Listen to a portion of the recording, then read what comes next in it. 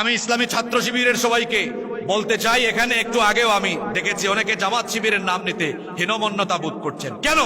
আমরা এই দেশের মানুষ, এই দেশে জামাত শিবির ওপেনলি তাদের প্রোগ্রাম করবে। বাধা যদি কেউ দেয়, আমরা মনে করব সে ভারতের পাঁচাটা গোলাম, ভারতীয় রাজাকারকে দেশের মানুষ ভালোভাবে মোকাবেলা করতে চায়। কেন আমি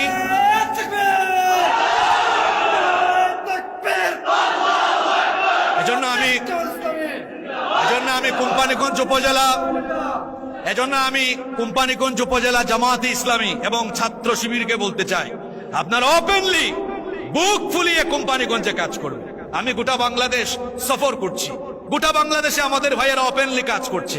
এখানে কার এত বড় সাহস যে ইসলামী আন্দোলনের কাজে বাধা দিবে?